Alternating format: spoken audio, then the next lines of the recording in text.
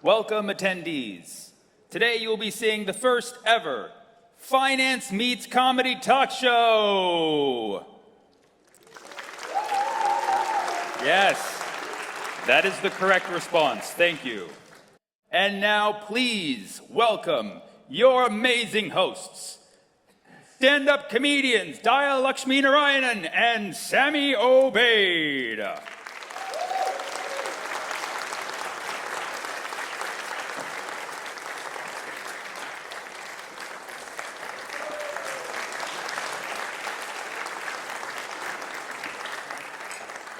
Keep applauding us, please. Yes, we deserve it. Thank you. Thank you so much. As the voice of God told you, we are comedians, but we're also nerds. Sammy, what makes you a nerd? Well, I majored in applied mathematics at UC Berkeley. That's why I'm a stand-up comedian / talk show host.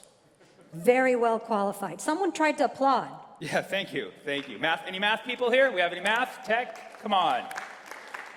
Anybody add, subtract? Good.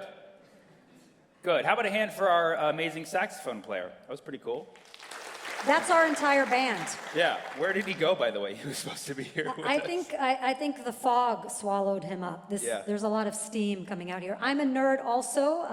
I went to MIT. Anyone heard of that small technical university somewhere outside of Boston? Not very popular, I guess, but... it's the small building under the shadow casted by Harvard. Yes, yes. You have to swim across a river to get to MIT. I, too, became a stand-up comedian after learning all of the technology skills that I acquired there. So we both made wonderful career decisions so we could make you laugh about finance and economics, or as we're calling it, funance. It's pretty fun, though, huh? You know, someone tried to applaud for that too, and then they felt shamed, and then they didn't do it anymore. Yeah, so this show is going to be about energy. We're recording it. We have some amazing guests. Some have won Nobel Prizes. Some will be grading your papers in the future. So we want to show them a lot of love. So let's do a little demonstration. When we bring out a guest, we want you to clap, go wild, scream, whatever you do, just don't throw anything. Let's give a little practice round. And welcome your next guest.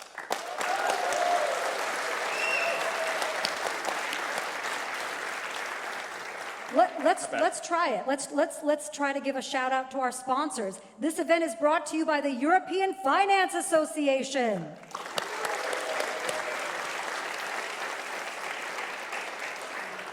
And Vrije Universiteit Amsterdam. If I pronounced that wrong, I apologize to you. My last name is Lakshminarayanan, and it gives me the right to mispronounce everything in the world. And my last name is Obeid, which means I'm very good at following orders. Anybody here ever been to Amsterdam, or never been to Amsterdam before this event? First time Amsterdam? Okay, everybody here's a local. Great, we're outnumbered. Yes, anyone been to this famous tourist attraction in Amsterdam called HEMA? Anyone been to that? Or Albert Heijn. Lovely, lovely, museums they are. I bought so many things, sausages, utilities. HEMA has it all. Where did you go? I got a tiny juice at Jumbo. Yes, but did it have a jumbo effect? It did not. No. Sammy needs more. We are going to be talking to 8 finance researchers about their work. Are you excited about that? Come on. By round of applause, how many people attended this conference over this last week? And how many people are just off the street because you got a ticket to come to this thing? In that case, we should probably promote our show tomorrow. Please, go for it. First of all, has anybody ever been to a live comedy program? Make some noise. Amazing. Thank you, Dad. That's the enthusiasm. Did I hear a baby voice? A lot of enthusiasm today. Like, yeah, they're scared. No, it's okay. You can let it out. So we are stand-up comedians, and we will be performing. We're sitting down now, though. We're sitting down. We're sit-down comedians today, but tomorrow you can see us standing up at the legendary Boom Chicago tomorrow at 7:30 p.m. 1930. Just to let people know, that's not in Chicago. It's in Amsterdam. It's just called Boom, Chicago. Yes. Boom because it's like jumbo. You're going to get a lot out of it. And Chicago because it's not Chicago. It's just from Chicago. And it's going to be an amazing show. And it's going to be us and a friend of ours, Ahmed Al-Qadri. So if you're around tomorrow evening, you can see us do stand-up. Today, we'll be hosting this show and having fun banter with professors and academics who are stand-ups in their own way. Yes, indeed. One more time for Sammy, my co-host, and our band right there. Finally, he's back. He's back. There we go. Give us a light. Yeah, I like the tunes. How did you decide what to play today? Well, each song is actually related to the interviews that you're going to have. Wonderful. Each song is related to the interviews we're going to have. So there's no prizes, but if you can guess what song it is, say it to someone and nothing will happen. Nothing will happen. So let's get to our first guest. Sammy, do you know who we have as our first guest? This is very exciting. The person who made this event possible. Do you know how hard it was to put this event together? Well, judging by this tablecloth, I'd say very hard. Yes. Yeah. This and look, I have a pen that says Mbur. Mbur is this is the kind of stuff we get. So if you liked this talk show, please give this person credit. And if you didn't like the talk show, I can, give this Direct the person critiques to him. Yeah. Tell him what happened. Please give it up for someone who's been behind the scenes and in front of you all throughout the week, Professor Albert Menkveld.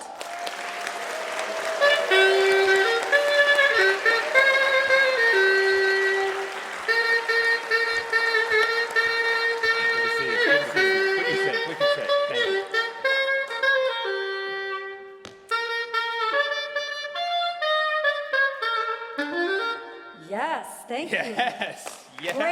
Great walk-on music. Albert, that was a song chosen just for you. Did you recognize it? No. Okay, well, it's an anonymous song. So tell me, why did you do this to these people here? Why did you put this all together? To have some fun after a tough week of science and talks. Now, the idea is we have the European Finance Association, which is, for those of you who do not know, this is an association of scientists who work on financial economics. And what does this association do? It has its own journal, but it's also running an annual meeting where all the researchers come together and they present their work to one another, give feedback to one another, quite frankly, it's also for the social contacts. And this is the 50th, and so it needed to be a festive one, and so we had two gifts for the... Thank you very much. 50 years old. Yes. 50 years old. This conference looks really good for its age. Yeah. What were you doing in 1973? I wasn't around then, so I can't tell you. But there were two gifts that we wanted to give the community. The Nobel laureates that would reflect on the past and look into the future. And the other gift would be finance and humor. Because I got to know David Stolin. Who you'll meet later on. And I'd done research on non-standard errors, and David was excited about that research. I just finished it, we published it, and David said, the message that you have in that research is way beyond relevance is more relevant, or is relevant beyond your narrow field. It's relevant for society. What you have to say, you have to target larger audiences. Is that common in your industry that when you say non-standard error, someone goes, I'm excited about that? No. So that was what David said. So we should create some excitement around it. I mean, for the people in the know, they sort of see how it's a wordplay on something, but the larger audience looks at non-standard errors. What is that supposed to mean? Well, out of curiosity, who here has heard of a standard error? Right? Yes. Yeah. That's not normal. People are excited about that. So a standard error is what? So a standard error is if you have, I'm in econometrics, we build estimators to estimate population means, and the samples are finite, so we will never be perfectly estimating the mean, but we'll estimate it with some noise, some variation. And Like what that's kind of called noise? standard Like, error. like that? Something like that, yeah. Oh, wow, I could Quite be good. an economist. Yeah. But, and then there's this other notion of the non-standard error means it's nothing to do with sampling uncertainty or statistical issues. It's got to do with, as an empirical researcher, when you test a particular hypothesis based on a sample, you have to make all kind of choices. You follow an analysis path. There's many forks on the road. So how do I organize my sample? What is statistical model? What do I eat for breakfast? What you eat for breakfast? The software that you're going to use, and all these choices, they matter for the outcome. And we tend to think like all of these choices are sort of minor, and yes, there might be some variation in the outcome, but it's all minor and negligible. But if you add them up, they might be something sizable.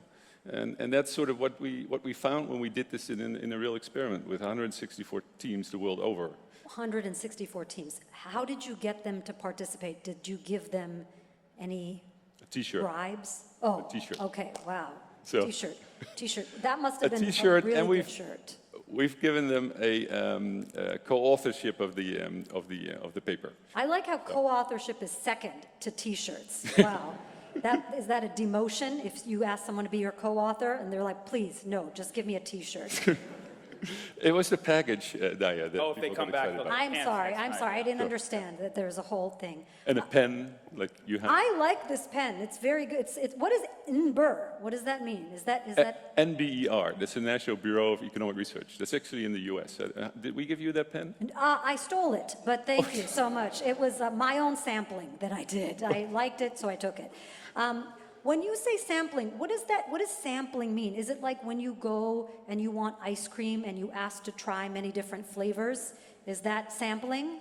Yeah, that's maybe sampling the quality of the ice place. Yes, that's sampling. But the non-standard error is that once you have the sample, the data, if you try all of these possible or reasonable analysis paths with all of those choices, like what are the outcomes? And what we did with the 164 teams, the world of top universities in the US, universities here in Asia, Africa, everybody participated. And we asked them to estimate, for a data set of the German stock exchange, 2 decades of trading in an important product, what is the average annual change in transaction costs? It could be minus 5% if you do your work as a research team. And you say, oh, so that's reasonable. All the innovations work. It gets cheaper to trade. But then, if everybody comes out in a range from minus 6% to minus 4%, depending on the different choices they make, then we say that the non-standard error, the fact that we don't have a standard analysis path, is small. It's 2%. It's the size of that interval. So it's a very robust finding that transaction costs declined. But if it was minus 10% to 0%, where the estimates came out from the 164 teams, then you get less certain, like what is now the real finding? Or if it's minus 10% to plus 10%, then do we really know that transaction costs decline? Now that distance between the lowest estimate and the highest estimate, that's what we call non-standard error. Nice. Thank you so much. You explained it very well. Did people understand? You got some applause there for explaining it in a very concise way. I have a related question. Where did you get those glasses? Where did I get them? Haarlem. There's a really nice glass. I can tell you where. Yeah, please, yeah. I mean, I'm not going to be here for very much longer, but please still tell me. My next trip, maybe, I'll be back to pick up some glasses. It might make me look smarter. I think you look smarter with glasses. Do we look less smart because we don't have glasses? I'll take both of you to this shop next time you come over. Great, thank you. Get you some glasses. How Thank about you. that? Thank you so much, And a Albert. Hema rookworst. Hema, what is Hema that? rookworst. How do you pronounce it? Rookworst. Rookworst? Rookworst. Okay, how many people have had that before? Everybody, literally everybody. Wow. Why is this an appliance store that is serving sausages? Is that a standard error here in the Netherlands? You could interpret that way. It's very popular, though. Albert, I want to say you have done a tremendous job here. You have had high energy every time I've seen you. I don't mean high energy just because we're in Amsterdam, but I mean like you've had good energy this whole time. You've brought comedians to a finance conference, very risky. How do you feel about what you've done this week? And I'm not saying like, how do you feel about what, like a punishment? Like, tell me how you feel. I feel good about it. I think from what I've heard from some of you are still the participants from the conference, people have been very enthusiastic about it, and they were in for something different. And so I feel good about it. Oh. Are you sure? No. So far.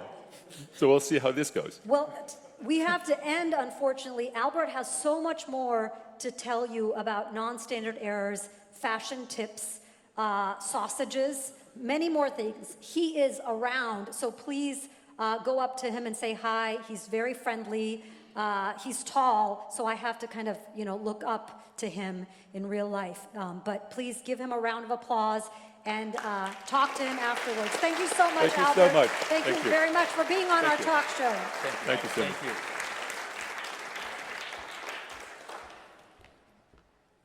That was terrific. What did you think about that guest? To be honest, I now know what a non-standard error is. He's Okay. been explaining it the whole week, but I couldn't understand it until he put those glasses on. So. Yeah, Yeah. you were smart. And you read the paper, didn't you? too? I read the first few lines of the paper. I took a long nap after, and I'm going to resume it when I get back to my hotel. Do you think you'll read it on the plane? I'll probably read it on the plane if my plane ride is 15 hours or more, yeah.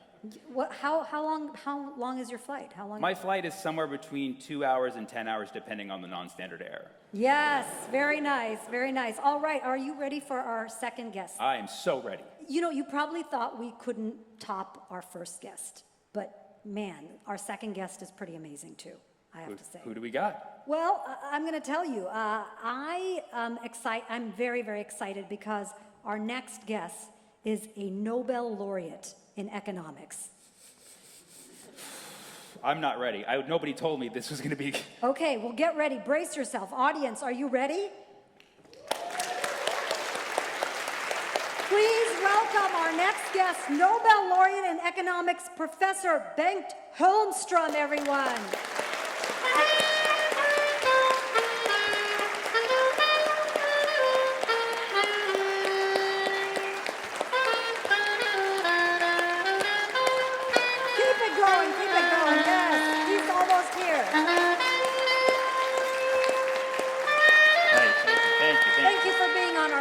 Thank you so much.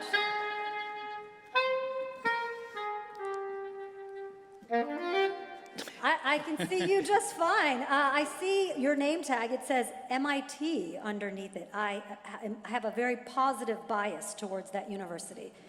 Do you like being there? Well, I'm retired, but I liked being there in a past sense. When you're retired, do they treat you extra special, like you can just get whatever you want at the cafeteria, stuff like that? They stopped paying me. Oh, no. Well, then they should definitely give you free stuff at the cafeteria. And where do you live now? In Boston. In Boston. Okay, so you're just enjoying. And originally, where are you from?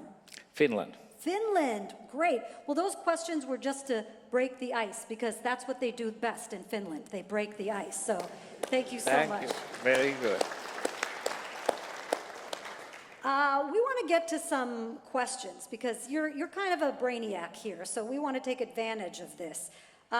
In your Nobel Prize lecture, you talk about a lot of things, but you said economics may sometimes seem like it's either incomprehensibly stupid or trivial, but nothing in between.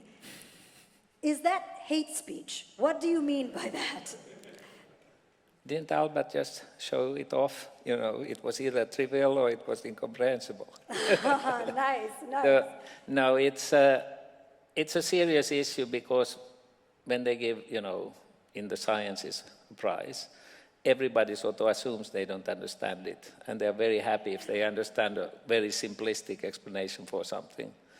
In economics, if we try to speak our own language, nobody understands. If we try to use some common language, they, this theory is about don't put all your eggs in one basket.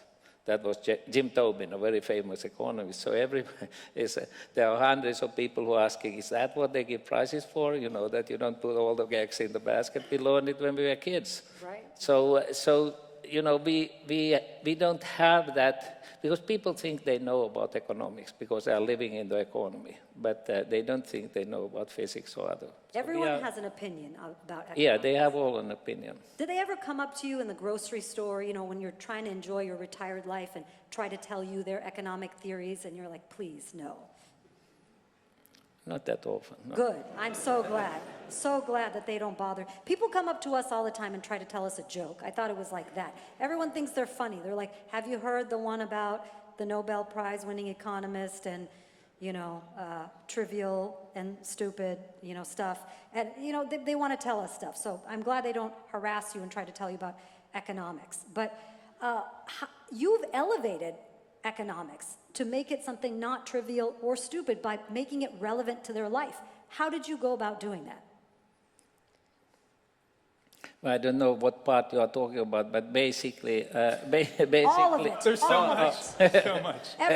Everything. Okay, so, well, I think the key in all sciences really is to be curious and try to understand what happens around oneself. So you know, that's where I start. I don't know whether, you know, in some ways you say, how do you elevate it? Actually, you elevate it by making it simpler.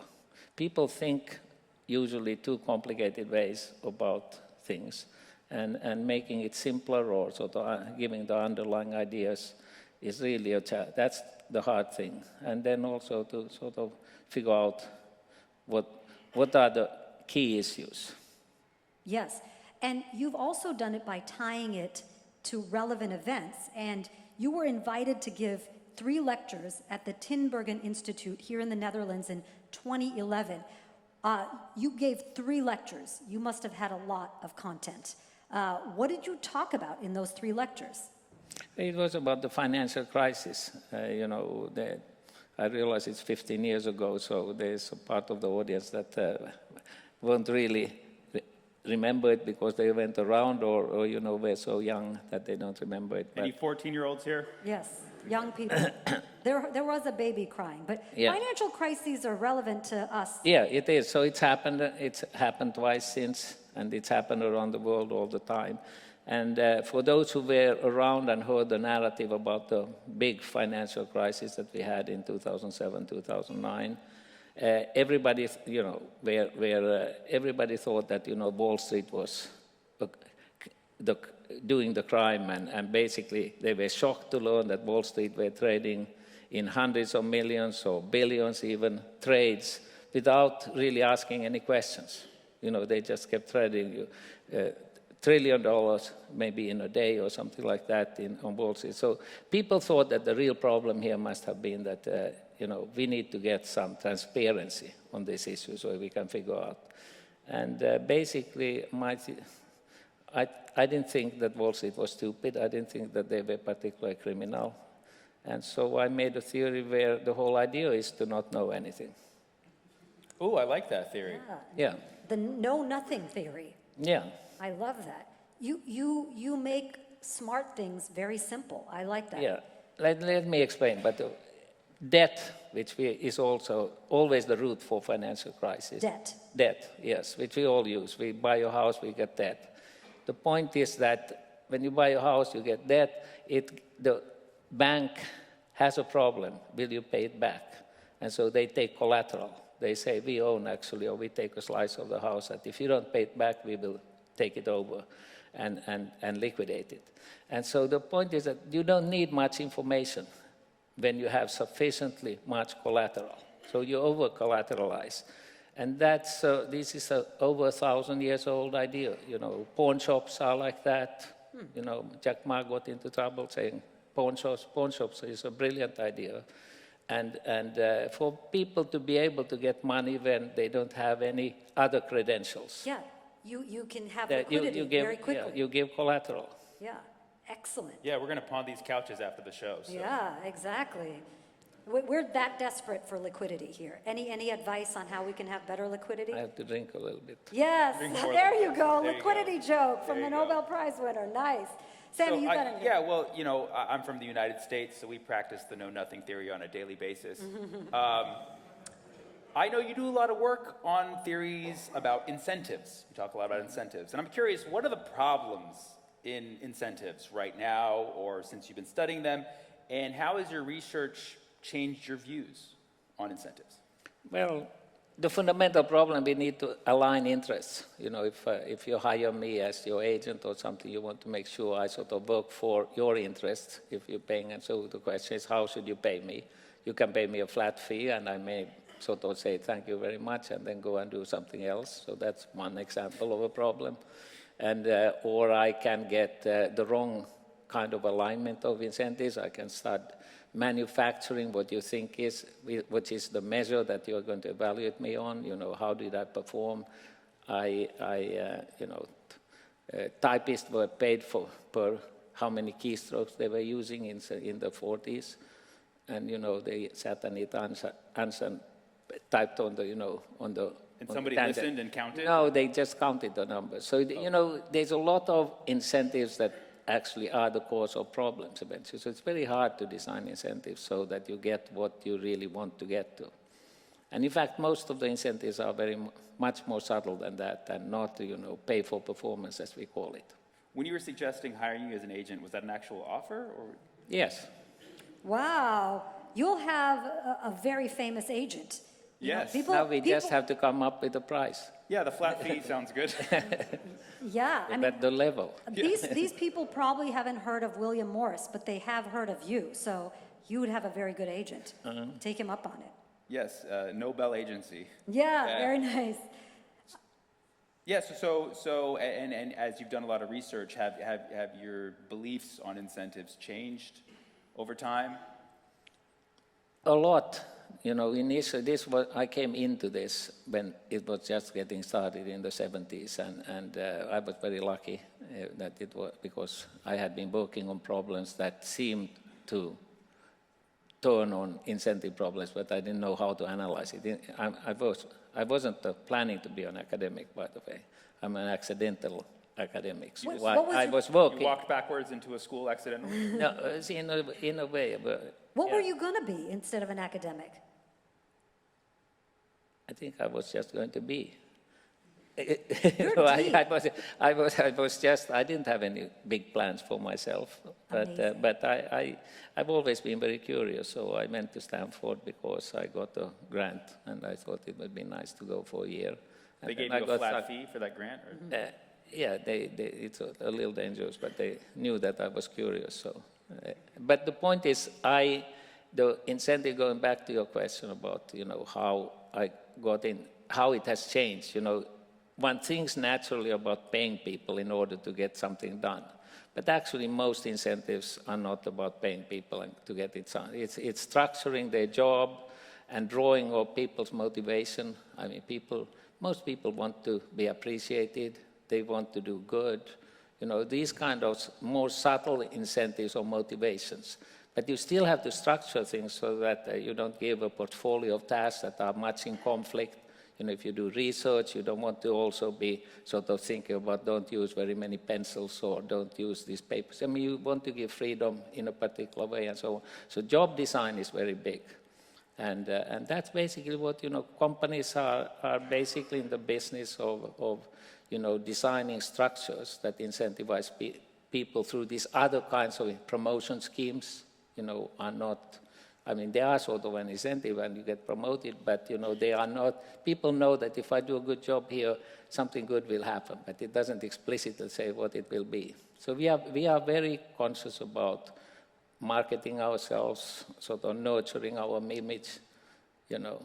Now that MIT... I don't anymore because I'm sitting here. But Well, yeah, what was your incentive to sit here? Wow. Well, if he does a good job, he'll be promoted to host. Oh, yes, you can have this seat. Now, and I mean, now that, I mean, unfortunately, my alma mater is not paying you, what is your personal incentive to keep producing such curious, simple, but elegant work? What gets you up in the morning? I don't do that much work of the sort I have done before, but I would say it's just curiosity. You know, I think that is the best motivator for academics. You know, you do what you are interested in. You ask questions, you are curious, and that way, I think that's absolutely the best way to be doing whatever you are doing in some sense. Yeah, instead of pay for performance, pay for curiosity. Yeah, this whole time I thought we were getting paid financially. We're actually getting paid in appreciation. Yes, yeah. Well, look at you. I mean, you are worried about your image. You want applause from this audience. Why don't you give him an applause? Because it's a reward. Wow. I And just checked my bank to account. you, Went up. to you. Yes, thank Okay. you. Now, So, now see. how do I convert, is there a currency exchange place where I can take that applause and change it into euros? Because I need to eat at some point. We can talk about that. Nice. You're a good hookup. I like it. So I'm curious, what have you been working on lately? I think we are facing a really, inflection point of some sort in when it comes to these new technologies. I think something has happened that is just bigger than, I would say, anything that has happened during my 50 years. AI specifically? AI specifically. First it was platforms, platform businesses, which don't exist really in Europe, which is one of the problems in Europe. Those generate a lot of the data that we are seeing. Tesla is a platform. Tesla is not a car. It's a platform on wheels where the platform collects data. That's why it's so valuable. I mean, it's more valuable than all the other European car companies combined, ×2 or ×3 soon. So how can it be that it's more Is that why valuable? Elon likes the X symbol? Maybe. But the thing that, the reason can't be that it's doing better cars. It's producing a tenth or less of cars than the Europeans. So where is the sort of, and the answer is that he has created a business that collects data on how you drive and eventually self-driving cars, and all the time they are, every day there's billions of pieces of data that gets processed and then distributed to all Teslas in the world. And so, I mean, there's no way a traditional car company can compete with that. I think the traditional car companies are in real trouble. So as stand-ups, you'd think maybe a good strategy for us, instead of just being basic, regular stand-ups, maybe we could start collecting data on laughter and integrating that into our shows so the audience is programmed to laugh. Try it. Self-laughing audience. We can Yeah. be a platform in front of the microphone instead of humans. Yes. Yeah, I mean, you can try everything, but data is the new thing. And we will hear more about data, I'm sure, when Laura Veldkamp Oh yeah, on another the guest. show. Another guest is coming up. We'll be talking about data, that's really the driver, and of course AI builds on the data. It's using that data and We have- roaming the. So I hope Europe would get more into this enthusiastically. More into data. And less regulation. Less regulation on Yeah, I data. think it's not the time to regulate quite in the way they are doing right now. Regulators, yes. Yeah, because it's just starting. Yeah, one thing I wanted to say is you've been known for a lot of things.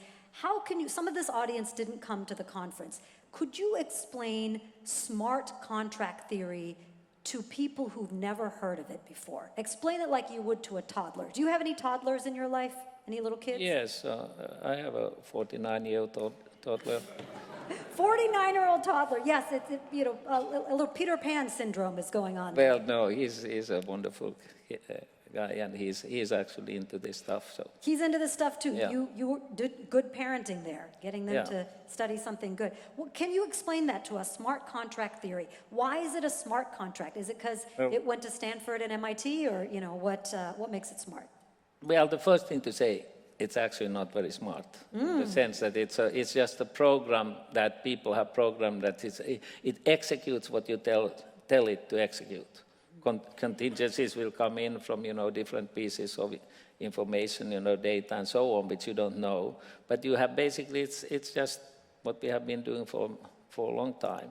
The key that why it's so hot here is that it's put into payment systems, other very simplistic systems, and that you can make money programmable, so that it isn't just $1, it can be $1.50 tomorrow, it can be, you know, government can issue money that slowly, you know, deflates in value. Wow. So that you will spend more money now because you don't want it to go down. That's an example. I just spend more money when I look at Instagram. Yeah, I just want to buy everything. Yeah, you don't need any incentive like that. But No. that, by the way, would be an incentive to have a program of money that you sort of force people basically to buy. So there's a lot of creative stuff that can go on, and we don't know what will be useful and what will not be useful. So they are, but they are not smart in themselves, the contracts. So Yes, it's a little the misleading. contracts aren't smart. No. They're just curious. That's what's going on with them. I wish they would be. Yeah. Then they would be smart. Exactly. I'm Yeah. learning. You're a Yeah. good professor. I'm learning already. I'm from glad to see that. You must have gone to MIT. Did Yes, you? I did. Thank you so much. Thank Yeah. you. I lived at East Campus. Are you familiar with that dorm?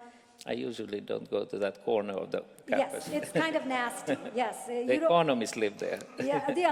Some economists live there. You want to avoid, it's like the bad part of MIT. Yeah, exactly. Yeah, it's funny. Harvard has the sciences building. MIT has a building that says humanities. That's all it says. So that gives you a sense of. Yeah, now our building is called Morris Chang Building. Oh. From the From famous Zuckerberg chip guy, the chip guy from Taiwan. Oh, wow. Yeah, he gave us a lot of You know, money. if I were provost of MIT, I would name a building after you, just so you would come back and visit. I don't have any money to give you. No, but you can help program the dollar so it inflates, right? So That's just give an me a idea. dollar and we'll figure it out. We are already halfway to doing something criminal, I see.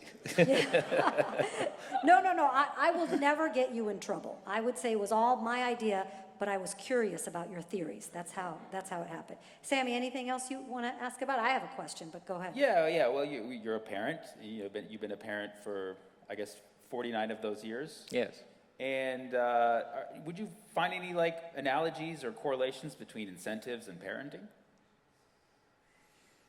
Well, at some deeper level, you know, how are children, what incentivizes children, what motivates them to do things. Unfortunately, I learned it just exposed. You know, I wish I would have known what I now know, but no, it's so. You learned it just this last year. You know, you are 25 years old and you get a child. You don't really know very much about these things, but eventually you learn. Yeah. And when because I'm sure people ask you all the time to explain incentives or your take on incentives to them. Do you have any kind of go-to analogies that you use, like a good, really standout application? Yeah, like incentives for dummies or something. Yeah. Let me instead say something which is a little bit funny. You know, they are creating new payment systems. That is how central banks are distributing money, how you ship money from here to, other countries and so on. They're very slow, so they're trying to use these new digital tools to actually speed it up and so on. And one of the fundamental problems in this whole enormous, complicated financial structure called the payment systems is to actually get closure or finality of the trade. So you are sending money to me and I'm sending some good to you. Where does that happen where you get my good and I get your money? That's a very basic and still very hard to solve problem. And children, I don't know if you ever did it, but when you were on the streets and the kids, the way they did it when we traded baseball cards or for money or something like that, or two baseball cards against each other, you would both grab both cards. And then you would count 1, 2, 3, and then you would let go your card, and the other guy let his, and then it's simultaneously, it switches around. That's exactly how I pay for groceries. Yeah, but the funny thing is, it's exactly that principle that they're after, to do it electronically. So, even children understand that's a problem. How can we trust that I get the money or I get your card and so on? And they have come up with this, essentially the same idea of how you do it, but just not digitally. So you see, some of these things in that sense are very simple, very fundamental problems, but very hard to solve, many of them. We could talk to you all day. You're such a pleasure. I can tell that you were a great professor. We've learned so much from you already. I know you don't have anything to plug, but usually people plug things on a talk show. But I would like to plug your Nobel lecture. I watched all 36 minutes. It was riveting. What stood out for me was you ended it. Do you remember how you ended it? This is great. You said, and therefore the punishments should be very severe. Thank you very much. I'm scared. Am I in trouble? Why did you end it that way? It was about, I assume, I don't remember, I didn't listen to it afterwards. It's so riveting. You should go back and listen. Not even on hope so. 1.5 speed, just regular speed. It's But good. it's about, Finland is known for having very severe speeding tickets, so just last week, one of the richest people in Finland had to pay $180,000 for speeding. Wow. And That must have and the been logic is that you don't have to speed.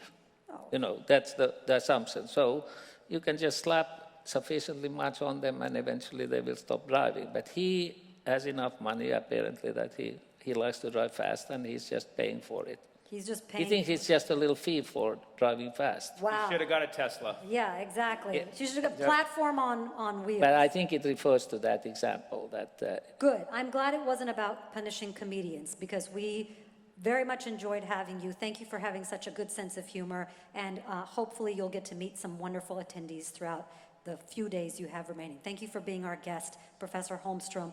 Thank you. Round of applause for you. Thank you so much. Thank you. Thank you. Did you learn a lot, Sammy? I learned a little bit, and I'm incentivized to learn a lot more. Yes, very good. Smart contract you are. We have another guest coming up. This is very, very exciting. Our next guest is a professor, like all of our guests, and they're going to come out and talk to us about another subject that you'll probably learn a lot about. Are you excited to learn? I am so excited. Yeah? Yes. You got to show me a little bit more. I'm excited, am I right? Yes, there you Come go. on! A round of applause for our next guest, Professor Laura Veldkamp, everyone. Laura, come on out here.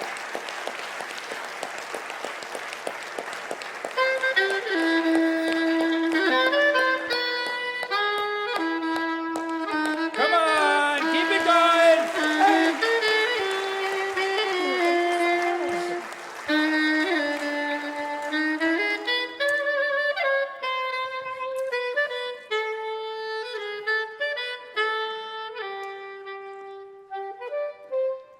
Nice, thank you, band. That was great. Did you like her walk-on music, Laura? Absolutely, yeah. And Felt also, very thank jazzy. you for our volunteer refreshing the glasses and getting people liquidity that they need for this Always important. talk show. Very good. It's great to have you. Thank you. We have so many questions for you, but we have limited time, so let's jump into it. What the hell is datanomics? What does that mean? Is it as simple as it sounds, just putting the words data and economics together? Did I get it? Yeah, that's pretty much the idea. All right, thank you so much, everyone. Give it up for them. So most of economics is really written about an industrial economy. We have these models of workers who go to work in a physical factory, and they produce things that economists like to call widgets. Widgets? Just widgets, yeah, it's a stand-in widgets. word for any kind of good or service. Is this a do widget? that. Yep, that's a Okay, widget. This is a widget. This Yep, is a widget. yep, Okay. comedy show, that's a widget. Yeah. Comedy show is a widget. Yeah, sure. Could Okay. be just about anything. Nice. And but usually these widgets are things that only one person can use at a time. So maybe like a pen. And, Okay. we have limited capacity in here. So I don't know people who live in that economy. I don't know many people who work in that economy. I know people who work with knowledge and computers, and they make recommendations, and they manage people, and they analyze data, and our models just don't speak to that world. So datanomics is a way of speaking to that world. You've explained that so well. And tell me about how we're shifting into this new economy with data. How do we have words for it instead of widget, and how do we measure this stuff? Oh, yeah. So, the words we use are data or information. How do we measure it? It's a really tough question. We're just starting to be able to measure it. Data at some level is all this binary code, right? It's data, stuff on computers is strings of zeros and ones. But counting up the strings of zeros and ones isn't that helpful. We want to try to understand, like, some data is more useful or it's more valuable for a given purpose. So we're just beginning to crack the question of how do we value this data. Yeah, you can't just be like a little bit, medium size, a lot, something like that. No, there's no XL and M and on the store shelf to go buy yourself a pack of data. It doesn't really work that way. Are some people's data more valuable than other people's? Sure. Yeah. So, if they already have a bunch of data on somebody who's just like you. Me? Yeah, they could, right? Maybe all your neighbors have given all their data away, and your neighbors actually might be kind of like you in many ways. All my neighbors hate me. Is that a good sign? Yeah, maybe your data's valuable then, because, maybe you're really different. They're trying to figure out how to get me out. Yeah. What are you doing that your neighbors hate you? This is too bad. Nothing really. It's just the way they look at me. That's terrible. Yeah. Yeah, we need data on why they do that. Yeah, maybe you could have a prediction algorithm to help you figure out how to be a little bit more likable to your neighbors. Yeah, I just avoid them. I predict when they go to work, and I avoid those paths. That's one use of data. It sounds pretty valuable. Yeah. Yeah, so tell me more about why is it important, even though we can't get there yet, why is it important that we start thinking about data and how to measure it for this new economy we're going into? Sure. So measurement is a lot of what economists and financial economists do, right? We produce numbers like GDP, gross domestic product, or numbers like inflation about how prices are changing. What is GDP? For some of the people who are here for the free ticket, please explain what GDP is. Let me explain. It's ChatGPT. It's an AI open source. Perfect. Yeah. Thank you so much. No problem. GDP, the gross domestic product, is the total value of all the goods and services that an economy, a country, produces or consumes in a year. In a year, just 1 year. Yeah, so, let's say we've got some cups and we've got some pens and, you bought the cup and you bought the pen. You're measuring all the widgets. Measuring all the widgets, exactly, times their price. And so you already said the problem with that is the data economy, you can't measure all the widgets. So what do you do? Is our GDP all wrong? It is. Oh no, Yeah. we're gonna get a bad grade. Yep, we're getting a bad grade for measuring GDP, absolutely. Part of the problem is that in the data economy, we are exchanging lots of goods and services for data. So I bet everybody here probably has a phone with an app that they paid $0 or €0 for. Those are my favorite apps. the free Exactly, ones. they're great, Is right? that They help wrong? you, figure out whether you're going to need an umbrella this afternoon or what's the best way to walk to the center or whatever. And we get a lot of value out of these things, so they should count for something in our GDP. But since we didn't pay any money for them, they don't get counted. Now, that doesn't mean we didn't pay for them. We paid for them with our data. So I got a free weather app, but the free weather app got my location data, so it knows that I'm here now in Amsterdam. So data is a form of currency in a sense. So if I wanted to take a woman out on a date, I could say, hey, can't buy you a drink right now, but can give you my email address. Yeah, and she could go sell that, and she might be able to get more than the value of the drink. Amazing. Amazing. Your email address is gonna be sold now. Yeah, I should stop using Yahoo. Sammy Obeid at yahoo.com. Well, I just gave it away for free. Oh no. Yeah, you could have just thrown some money into the audience. It'd be about the same. So Are there certain pieces of data that are also more valuable? Like, is an email address worth more than somebody's name or somebody's age? It depends to whom. So different people are going to use data for different purposes. So if what I'm trying to do is do some mass marketing campaign, then I really want your email. I want to be able to get my ads into your inbox. But if my purpose is something else, like I'm trying to, predict returns on a financial market, your email's probably not that helpful for figuring out whether the market's about to crash. So what would be helpful? GDP. GDP. So If we measured what's it my right. personal GDP? Yeah, maybe. Yeah. How many tickets are you selling in different cities? What are that's people's horrible. willingness to Yeah. spend? It's going to show us a dire picture of the upcoming economy. Oh, this just got too real. Interesting, very interesting. And, we obviously give data a lot of times without even knowing it. And then sometimes the apps will say, allow to, access your photos, your information. Do you think that's a good thing for us to be allowing all of this data sharing? Sometimes, yeah. Wow, controversial. Tell me. Well, I mean, sometimes we'll get a much better service if we allow the app to access our data. So we need to open up a little bit to get something. Exactly. You give a little, you get a little. If I don't give the map company my location, they won't give me very good directions to where I need to go. Oh, true. Yeah, so lots of things where if we give them a little bit more information, we might get recommended better products or, better directions, or there are services that will be tailored to us that will be more valuable. What if I gave my location and they gave me bad directions anyway? Can I say, give me my data back? No, but you can buy lots of, if you go buy a trinket in the store and you're like, this little plastic clump Yeah, of why is thing it just not like fell a apart. widget? I can't just return it. Yeah, they won't let you return it. I mean, part of the issue is they could give you your data back, but they could also keep a copy, and you'd never know. Yeah. Who gets to buy our data? Like, can I just go buy somebody's data? I want Dhaya's data. Facebook, can you give it to me? Well, you could join Facebook and try to friend her. Or you could might. ask She me. keeps rejecting every time I ask. Well, I guess she doesn't want you to have her data. She doesn't trust you. Well, what would you do with the data? Would you do something to add value to my life? Yes, I would get you a better pencil. This is a pen. A widget, sorry. I would get you better widgets. Okay. That sounds great. like a barter trade in practice, but the problem is you won't count for GDP. Oh. Yeah. Because widgets and data are not included. Because we're not countries? No, because there's no price, because you're exchanging the pen for the data, and neither of them involved money. So it's a trade and has some value, apparently. I'm not sure the pen's worth I much. learned in the last panel I can just get $1 and then pretend it's 150. Can I just do that? How do you do that? I don't know. Someone really smart told me that maybe I could do that. but- That sounds like a good trick. I'd stick with that one. I learned in the last panel that appreciation is not counted in the GDP. That's true. Yeah. Well, I want to say we appreciate you. Thank you. We're not paying you for this, but we want everyone to know about your research, learn about it, read about it, think about the data economy. Is there anything you want to say to these people that you probably can't see about your research?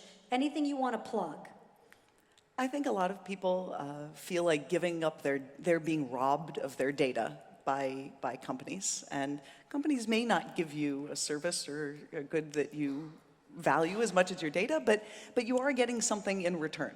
So companies that want to collect data because they think that data is valuable, then they're going to say, well, I'd like to do more transactions. I'd like to get more customers. I'd like to sell more stuff. And the way they sell more stuff is they lower their price a little bit so that more people will buy it. I love a good deal. And yeah, by giving you a good deal, they're going to get more customers and more data. And you might just say, well, that's great. I found a good deal. I'm so smart. But actually, you bought that good deal, and you bought that good deal by offering them your data. So there's some give and take there. It's not just all theft, and we should keep that in mind when we think about whether we support data or data privacy or data freedom or not. And if you weren't entirely sure if this applies to you, this event was free, but you had to register on Eventbrite, which means you gave us your data. So thank you so much. Yes, thank you. Thank you so much. Thank you. Thank you, Laura. Thank you, Laura. Appreciate it. Thank you. Speaking of being robbed, do you know the first name of our next guest? Is it data? No, I set you up for a joke, Sammy. It's Rob. Oh, okay. Speaking of being robbed. Thank you. Thank you, two people. Got that. Are you enjoying our professor so far? I'm learning a lot. I'm learning quite a bit, more than I expected. And I'm also having a secondhand fog high right now. Yeah, so. why is there so much fog? I don't know if anyone else can see that, but I Yeah, think, I don't know who decided that. We're like, what makes finance and comedy even better? Fog! I think it's because you got a little steamy when hearing about some of the economic concepts. Weren't you like, a That little is hot? true. I was steaming up. This fog is coming directly from you got my pores. excited Yeah. from listening to incentive theory. Yes, I was so incentivized to release humidity in the atmosphere. Wow, that's awesome. They could use you in a desert. They will. They will one day. Yeah. Elon's going to take me to Mars. All right. Well, are you ready for our next Rob? I'm ready to rob. All right. Our next guest is a professor. Surprise. Professor Robert Kosowski. Please give it up for Robert Kosowski. Give it up, From the back. Yes, come on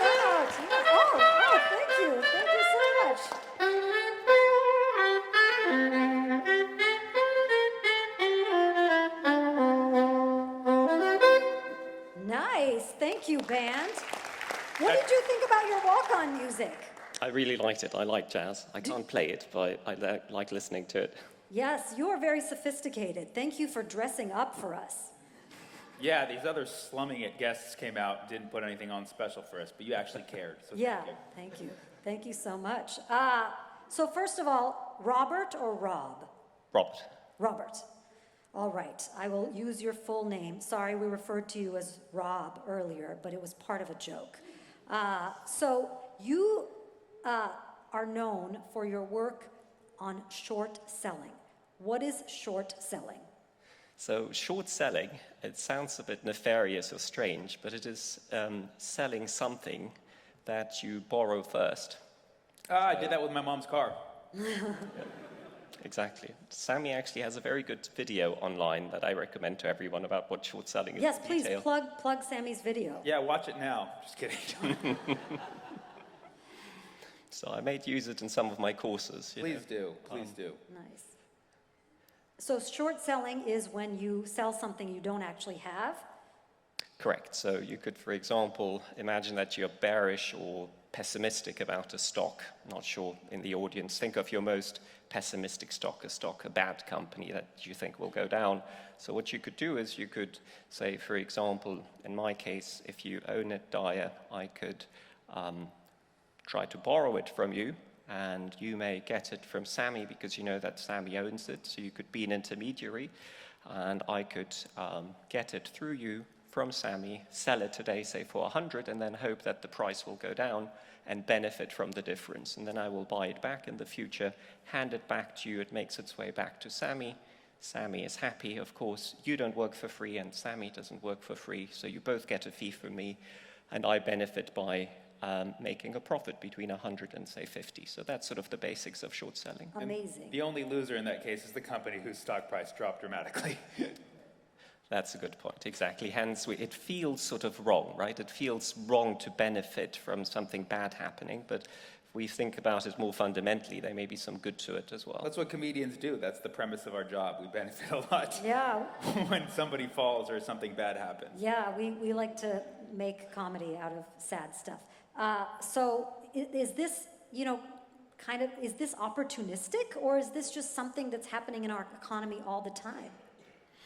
Well, it can have several reasons. One reason to do it. So if we think of lay people, us at large, as people that have pensions or for savings, we may benefit just by reducing the risk. So we may hedge ourselves by, for example, benefiting from price declines. Imagine, as we are on stage, something bad happens in the world and prices fall unbeknownst to us. If we had shorted some index, we may have benefited, we may have protected ourselves against that fall. So that might be a hedge.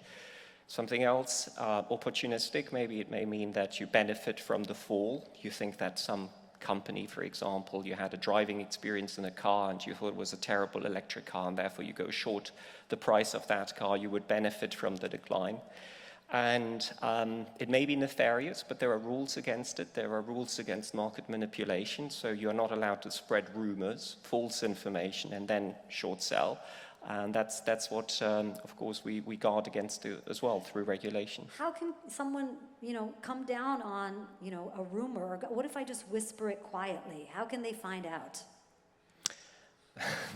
That's a good question. So I think they are watching us very closely, though. So Big What? Brother's watching us. They're watching us. Wow. So I can't just spread some vile gossip and then short the stock and make a lot of money. They'll know that I spread the vile gossip. They will try to find out. They will try to go after you. So we had these, the previous speaker talked about data. So now regulators are using big data to figure out whether someone is manipulating markets. So they're on the case. Has anyone ever gone to jail for short selling? For simple short selling, legal short selling, to my knowledge, no. But certainly there have been many cases where people were prosecuted for market manipulation. What is market manipulation? So market manipulation is when you do not have in mind the proper functioning of markets. So for example, spreading false information or trading in a way to manipulate prices, trying to corner the market. Those are different types of preventing the market from functioning properly, doing so knowingly is illegal. Now, there's been a lot of bans on short selling, right, in the recent decades. And so certain countries have banned short selling. Have you done a lot of research on these bans and the effects of them? Do you have any analogies that you use for them? Yes, so with my co-authors, and here I'd like to give credit to my co-authors Pasquale Della Corte and Nick Rapanos and Dimitris Yeah, Papadimitriou. shout out If to the you're listening. co-authors. Shout out to the co-authors. They deserve credit for most of the work, in fact. And in 2000, during the pandemic, we got together as a school, as Imperial College, and we asked ourselves, could we do some policy-relevant research? And we had done some work on short selling, and we tried to understand what happened during the so-called short selling bans in Europe in 2020. And Dhaya, now is the moment where I'd like you to pass me my sword. Yes, our guest came out and hid a sword behind my desk. Would you like to see it?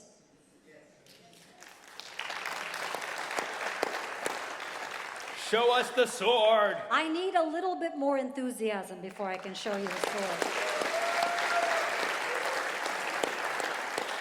This is Robert's sword. Thank you. So, Sammy, I don't know how often you had a question of yours answered by someone pulling out a sword, but this is a double-edged sword. It has a sharp and a blunt-edged, a genuine double-edged sword. You should have imagined the looks I got at security at the Eurostar terminal at St. Pancras in London when I tried to get through security.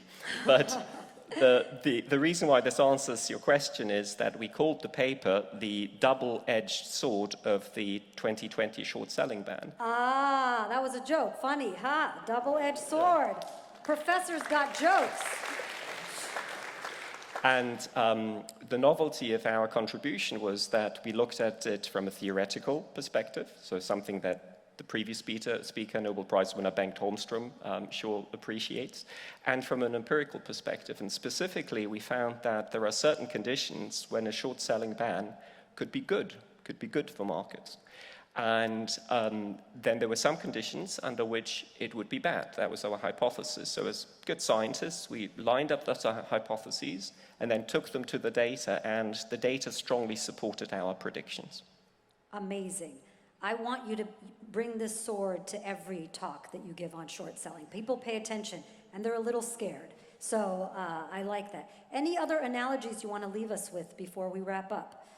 Yes, so the findings, there are two more that I'd like to mention. So what we found with these findings was that the engine at work, so I gave you sort of what we did, the basic result, but the reason why it worked was that in the model we had someone that, say, we call a market maker, say Dhaya, you as the market maker. I'm the market maker. And Sammy is an informed trader, and me, Robert, is the uninformed trader. You will be concerned about how many Sammys and Roberts there are, and specifically if there are a lot of Sammys, imagine if you were a car dealer and you tried to sell some standard Ford make or model, you would make sure that depending on how informed the seller is, you would bid lower for the car, right? Because you don't know, is it Sammy who knows really a lot about cars, knows more than you? So you would protect yourself by bidding lower. So the probability of observing lower prices is higher when there are more Sammys, and we indeed found that in the data. So countries that had more of these informed sellers, so stocks with more informed sellers, which we approximated by a certain variable, they were more likely then to have adverse effects from the short selling bans. So basically, Dhaya, if there's too many Sammys, you're getting robbed. That's right. There can only be one Sammy. It cannot be replicated. And here comes my second analogy. Oh no! no. What is it? A lemon. Wow. You know, Robert, you got a big applause for the sword and not a lot of reaction for the lemon. I think this is an anti-citrus audience. They're very biased. This is the weirdest way to make lemonade in a live crowd. So what does the lemon have to do with a talk about short selling? Well, lemon, as you may know, is a term in American English for a poor car sold in the market, as opposed to a peach, a high-quality car. So Dhaya is concerned that Sammy, as an informed seller, may sell her a lemon, in a sense. And so we found, in fact, that this adverse selection was at work, and it could inform policy making. So we hope overall our paper contributes to policy making. Now, what would we find empirically? Well, empirically, we found that when the bans happened, they didn't really improve things. So another third analogy is that you could think of it as closing the barn door after the horse has bolted. Wait, is there another prop for this? Yes, there's the horse. Release the horses. No, unfortunately, the horse didn't fit through the door, so I only bought 2 of these. But those were the 3 metaphors to communicate the idea of the paper. I will remember short selling the sword, the lemon, and the horse. Thank you so much. I learned a ton. Thank you for being our guest and being so generous with your time. Please read Professor Roberts' papers.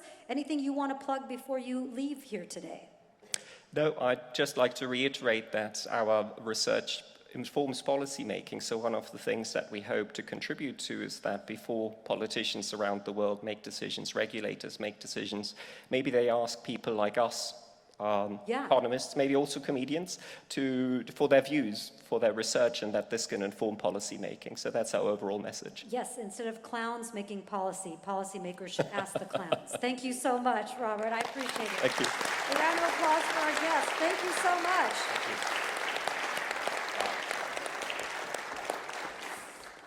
I saw you looking at that lemon. You were hungry. Yeah, I was.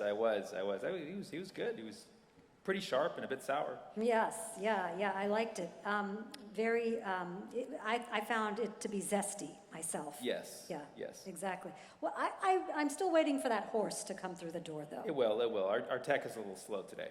Yeah, maybe it's a pony. That's all they could fit in. All they could get was a donkey. They actually just got one of the Donkey Republic's bicycles, so that's what they could do. Well, we have another exciting guest, Sammy. We are going to learn more about more things to have to do with economics. And this one has a twist, not just a twist of lemon, but a twist of diversity. Are you ready for our next guest? Sure. Is the audience ready? Are you ready? Come on. We only have 100 more guests. Please welcome our next guest, Professor Alexander Wagner, everyone.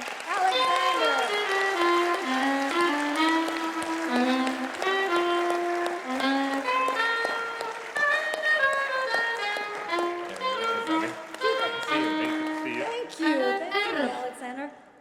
Have a seat. There's your water there. Fresh water has come in for you. You are a very interesting case because you talk about finance and economics from a perspective that we wouldn't think that you would speak from. Why are you interested in biodiversity? Is that something economists and finance people should be thinking about? So when you just said I'm an interesting case, I was sort of thinking, okay, you're a nutcase, or going that way here.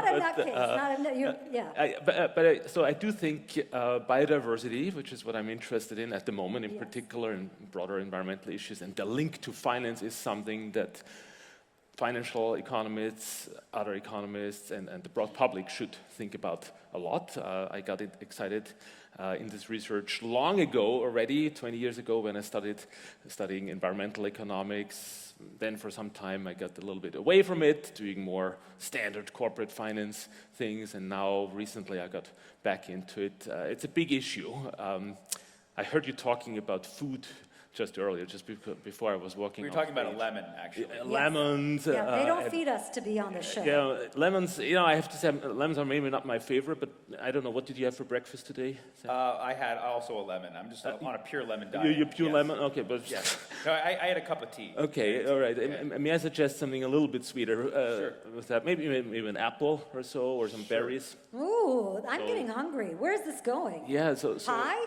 we might run out of these things. So maybe No. a You little just bit got us excited. exaggerating, maybe, but Okay. the point is to have apples and all those wonderful things. Let's have apples. We need pollinators. So we need bees, for example.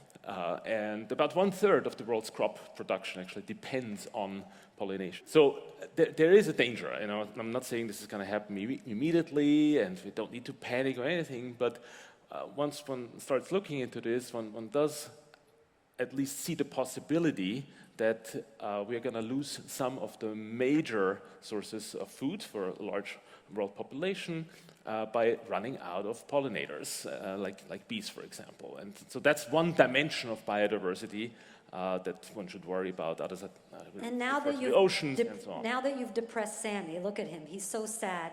Can you tell us, now that you're studying this, what can we do about it? So I think as financial economists, we think about what can the market, the financial market, do about it, right? I could do some normative plug about how each and every one of us can be responsible. That's also true, but that's not my place to do that.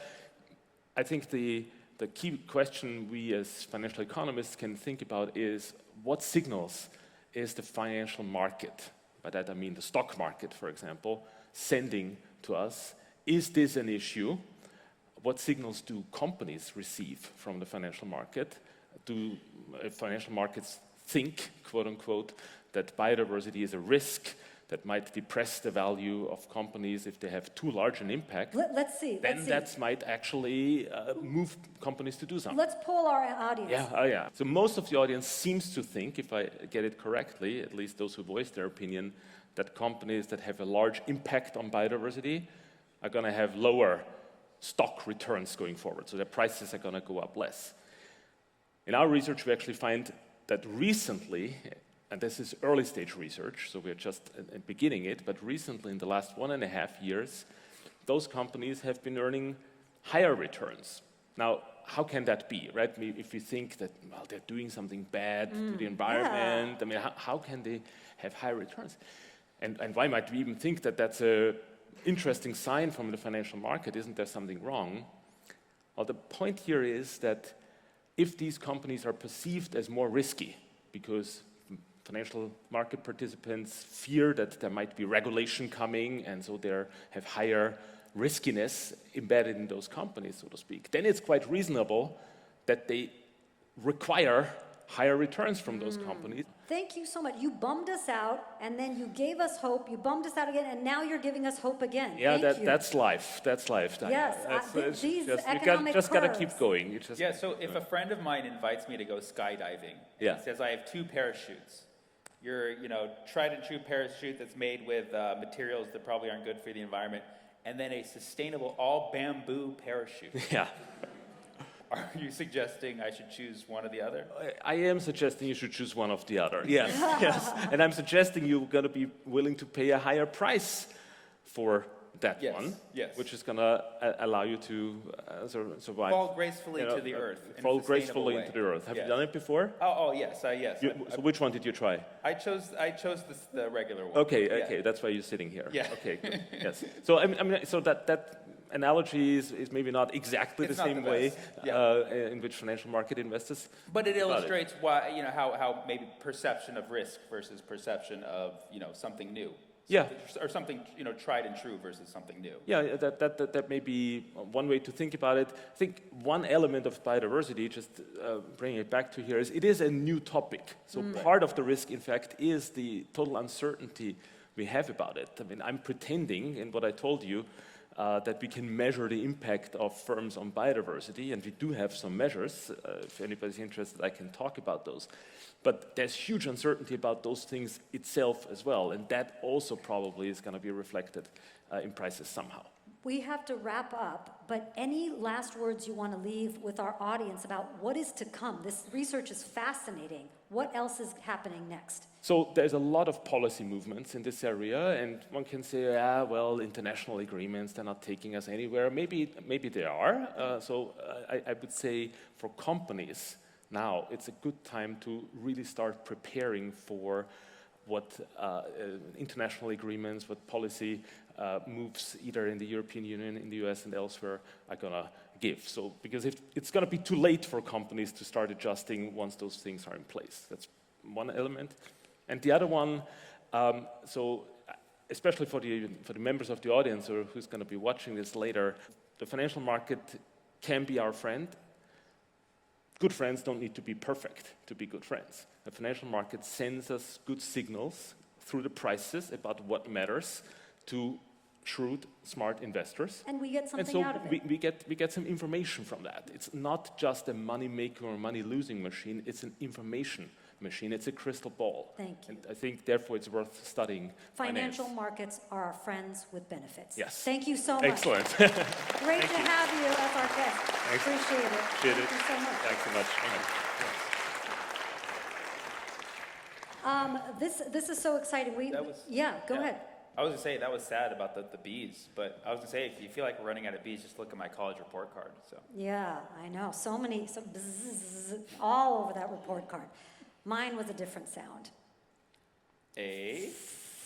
Oh, Yeah. okay. As in finance. Yes. But we have another guest coming up.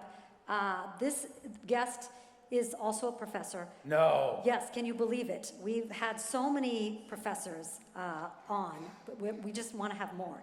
Professor Victor Lyonnet, everyone. Give it up for Professor Victor Lyonnet.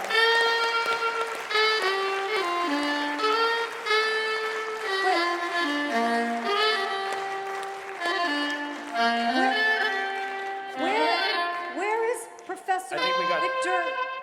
What's this music? We just got stood up. Our band is playing some stereotypical French music. Why? Yeah. Where's our... I guess it would be me. Oh, come on out, Whoa. Professor! A professor who plays the saxophone.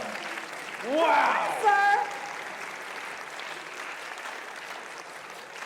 And then he just left. You give it up for our band, and give it up for our next guest, Professor Victor Lyonnet. Wow! Now, I will say this is a clean program, but you are quite sexy. How, first of all, did you go from being a saxophone player to professor in 3 seconds? Well, I just heard that there was a free spot on stage and I had to write a paper for it, so I just, did my best. Wow, your paper was amazing. It was accepted and now it's here. So congratulations. Thank you so much for being with us. And then we love your music so far. People are really digging it. So thank you for sitting very down much. with us. I have a very controversial question to ask you. What are venture capitalists? Well, venture capitalists are investors who pick startups, young firms, that are very promising, and they give them money. And they also come with their whole bag of tools in order to help those firms. They provide a network of individuals that those firms can employ or potential suppliers. They just help firms grow by financing them and helping them out in any way they can. They bring their tools and money, so they're like handymen, except with cash. That's basically true, yes. Very nice. And are they wealthy and successful because they always pick good companies? Some of them are wealthy and successful. I think by and large, venture capitalists do a good job. They have invested in a lot of startups that today are among the most well-known firms out there. Do you have to say that because they invested in you? I do not, but I would love some money if a venture capitalist. Yeah, give them some. Any venture capitalists here tonight? Anyone? No? Oh, sorry. Okay. They're not. But a lot of firms that are young, innovative, and high growth oriented are looking for venture capital. And so the lifeblood of the economy, how innovations comes about, is oftentimes through young firms that produce innovations that have the capacity to come up with breakthroughs and potentially disrupt incumbents. And that's how economies grow all around the world. How would a startup find a venture capitalist if they needed one? So it depends. Some startups are really on the map and they are very visible. For instance, if you create a startup in the Bay Area and you are a fresh Stanford graduate, chances are that you have a lot of friends who work either in the venture capital industry, or you have a lot of friends who have themselves created startups and they know a lot of people. And so people might reach out to you, or you might reach out to people that you know in a much more easy way than if you were a startup, say, in Columbus, Ohio, or in, on the countryside of France. Yeah, what if you're a Berkeley graduate and your only friend is your mom? Well, in that case, I guess you need to be extra smart for people to find you. Or extra visible. Or get on LinkedIn. Yes, well, LinkedIn, you only have one connection with your mom? No, my uncles and aunts as well. Oh, very good, very good. What if someone has a great idea and they didn't go to Stanford and they have no connections, or just one connection, like your mom? What does that poor person do? It is very hard for some entrepreneurs to attract venture capital.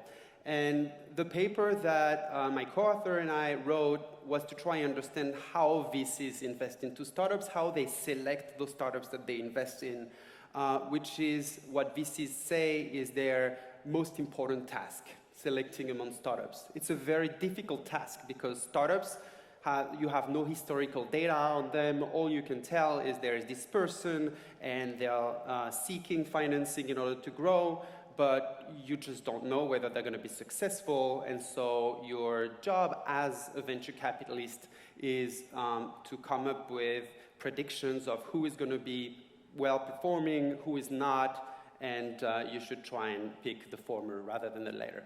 So you mentioned most of the venture capitalists do a good job. They're picked, well, and they're not just paying you to say that. But can they do better? And how can you help them?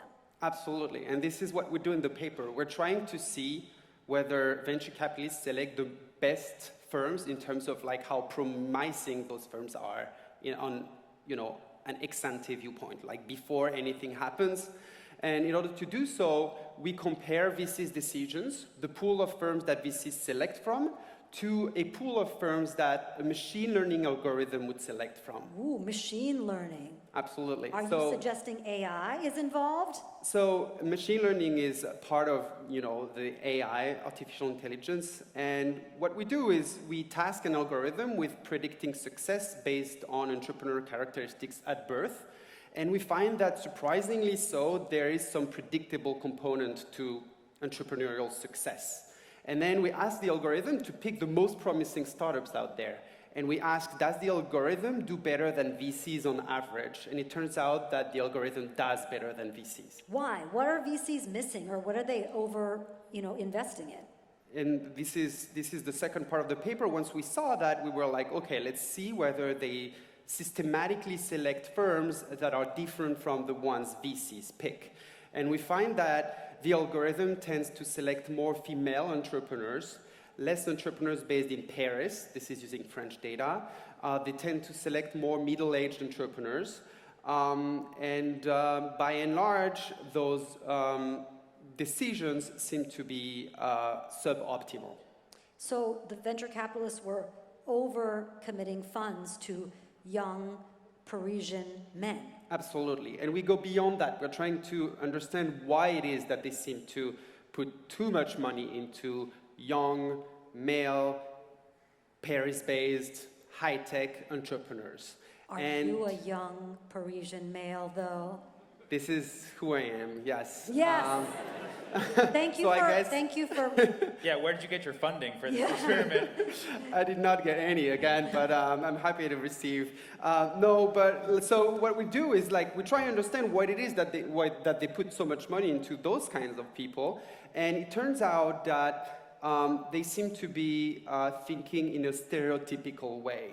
Essentially, what stereotypical thinking means is that VCs are in the business into finding the little gems out there, and so when they see an entrepreneur, they think of the pool of entrepreneurs who are successful. And chances are, if you think of successful entrepreneurs, you are going to think about a male based in Paris or, San Francisco or California in general, that kind of thing. And this stereotypical thinking in that case seems to be optimal for VCs in that it has a kernel of truth. Those people tend to be successful, but they seem to put too much emphasis on those characteristics. So there is exaggeration of those characteristics that are stereotypical of success, but that seem to matter too much into their decisions. We unfortunately have to wrap up, but I am so impressed that you're doing amazing cutting-edge research. You're also a gifted musician, and you're here tonight to ask them to give you more money. So you're so good at all of these things. Thank you for being our guest. Thank you very much. And we'll let you get back to playing an instrument now. Thank you. Do you think he'll get his money? Yeah, I would invest in that saxophone company. Yeah. He's a professor. He's a professor, yeah. Yeah.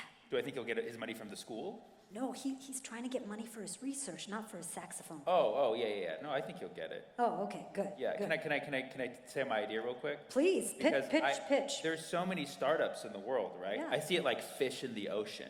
There's like so many, you yeah. know? If only there was a way for them to find like the VCs they need. So I'm gonna create a TV show. Tell me. Where they go on it and they pitch their idea to these wealthy investors and they get to choose who they want to support. I'm gonna call it Fish Tank. So nice. I think there's a show like that. It's called Aquarium. Blowfish. I am excited because we only have 2 more people. Two to more come to the guests. stage. You guys ready for your last 2 guests? Yes. The final 2. This is a good one. Pay attention, and I hope you remember everything this person says. Please welcome to the stage our guest, Professor Paul Smeets. Paul.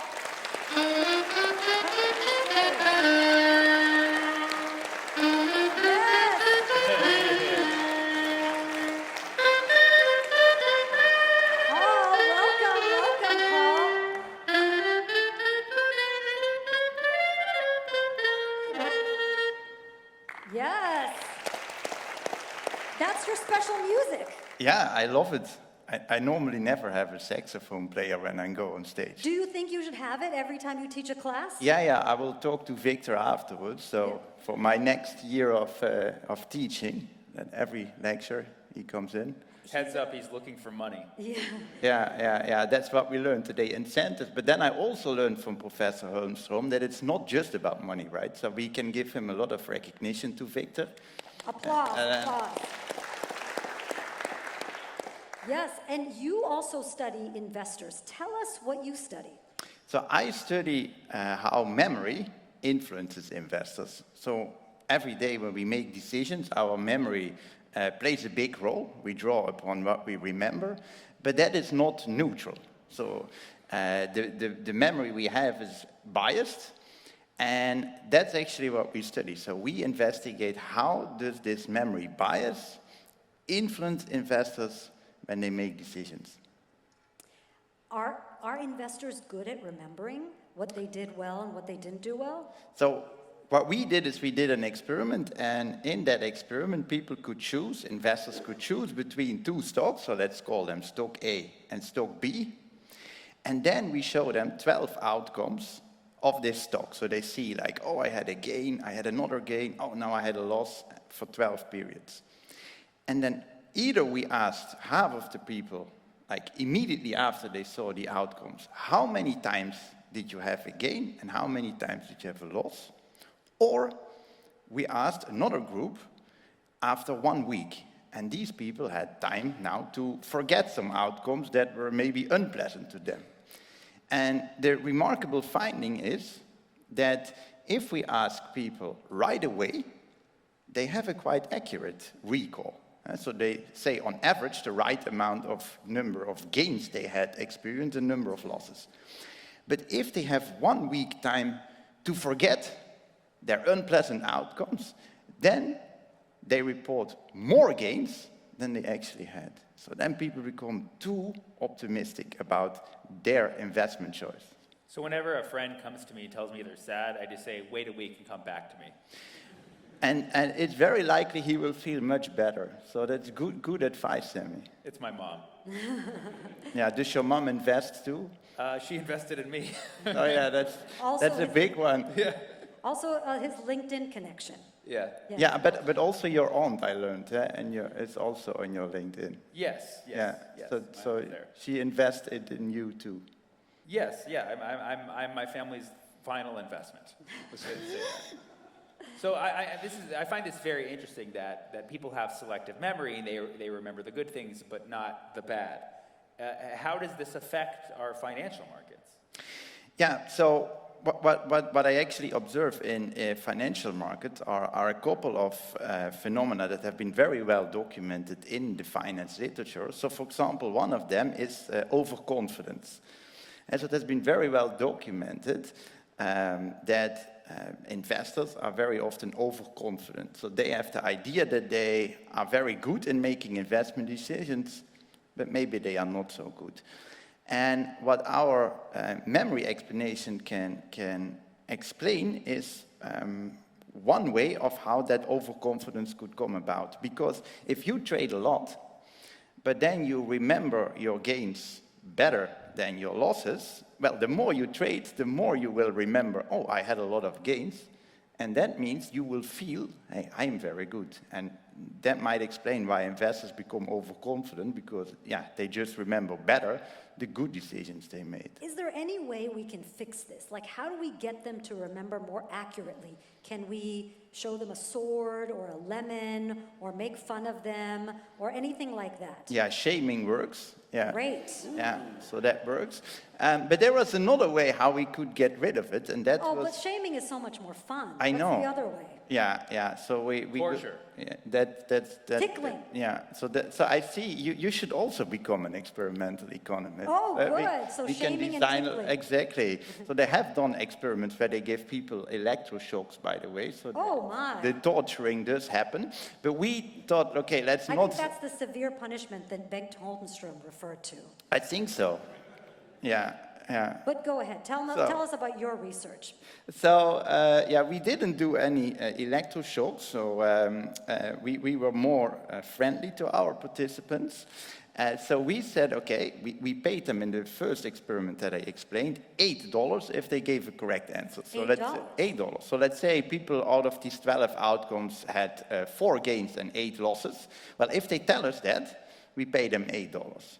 But now, we had a second experiment, and we said, okay, what happens if we increase the stake? Is it then really the case that people forget these outcomes? Or do they actually just suppress their negative memory? But now, once we pay them enough, then they will suddenly remember. So now we decided we pay them $50. And if we pay them $50, the memory bias disappears. Amazing. Better than electroshock. I'm not sure whether it's better, so that's my next experiment. Next experiment. So people should pay their spouses to remember their anniversary. Yeah, you pay them or you shock them. That's sort of the two choices you have. Wait, are you married? Fortunately not, with all these electroshocks. Good, yeah. so no shocking. No, but I have a very positive memory bias about my dating life. So. Yes, very nice, very nice. Invest in this guy. We have to wrap up soon, but tell us where your research is going now so we can get people to remember through incentives. And what does that help us in terms of looking at our economic environment or how investors behave? Yeah, so we did now this experiment in a laboratory context, but we are working with a bank, and we also actually show that, for example, these type of biases influence investors in the real world, and so not just in the lab. But the benefit of the lab is that we can control many more things, and we can, for example, measure the memory. So all these methods, they have their benefits and their drawbacks, and we need to combine them. And what I think in the end is very important is because people's memory is biased, they have overconfidence bias. What is actually very beneficial is if you invest, that you make an investment plan and you also stick to that plan.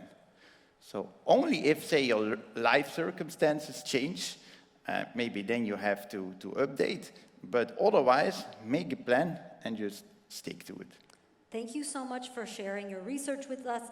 You are very memorable. I will not forget you. You don't even have to pay me $50. Thank you so much. Thank you, Dhaya. Thank you, Sammy. Thank you so much. Take care. Thank you.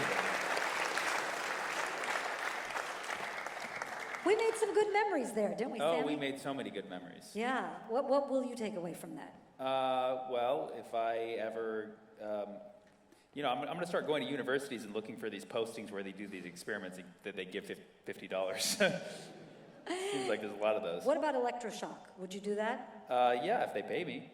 Oh, wow. How much? 50 a shock. Wow, okay. I'm getting a good bargain from you. This is great. And I didn't even have to give you my data.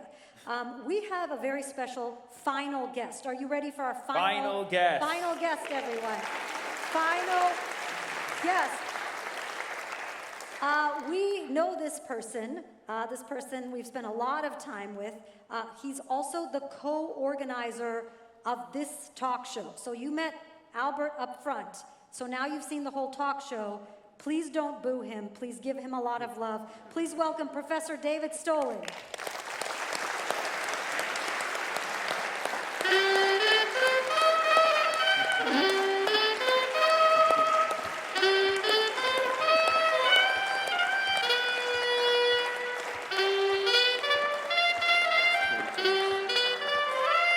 David, hi. Oh, I get a hug. Oh, thank you. Thank you. Wow, already winning up the guests with the hug. That's very nice. Yes, hugs for everyone. That's a very powerful incentive. It wasn't even in my contract. There's more to come. Oh, very nice. David, tell us why you thought this would be a good idea. It seemed like a good idea at the time. Did it work? It did.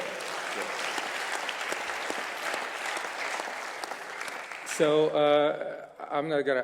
I don't have research to describe. Not today. But you know, if I may just say, you know, where do we go from here, right? This is and in the immediate future, we go to Barbula, a cafe that's about 100 meters if you come out of this building, and we can talk about this. And in the less immediate future, tomorrow, we go to Boom Chicago, where Sammy and Dhaya will be doing comedy. I wouldn't miss it for anything. And the longer-term future, I think do we want more of this? This is the first, yeah? Yes, yes. So, and you know, this has been an event that took so many people and so long to plan. And I want to thank everyone. Obviously, the European Finance Association. You see this wonderful three-dimensional logo here. Vrije Universiteit, European Finance Association, Vrije Universiteit, and specifically Albert Menkveld, there somewhere. Yes. Stand up, Albert. The audiovisual team, you've been amazing. Thank you so much. The VU audiovisual team. Sammy, Dhaya, come to their show. You don't want to miss it. And 7:30, Boom Chicago. Legendary Boom Chicago Club is about to become even legendarier. Victor Lyonnet, our band.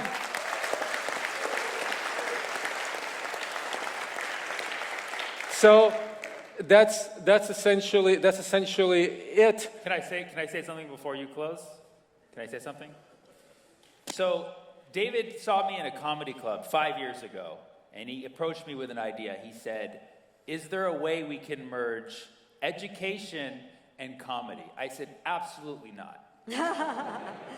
And we've shown that that's what has happened. Yeah.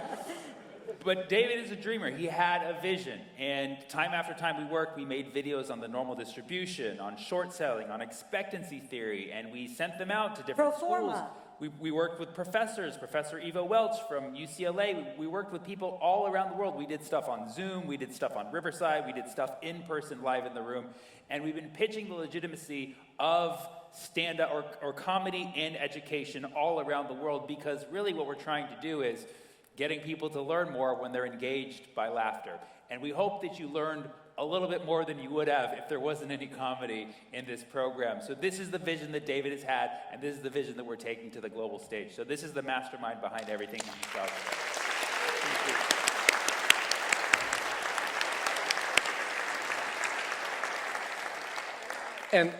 And these people, there's no one else I'd rather be doing this with. These people are amazing. Thank you all so much. Thank you. And I think we're on time. 2 minutes to go, but that's good. Thank you. Victor, take it away. Victor, take it away. Thank you so much for being part of our talk show. Another round of applause for Sammy Obeid.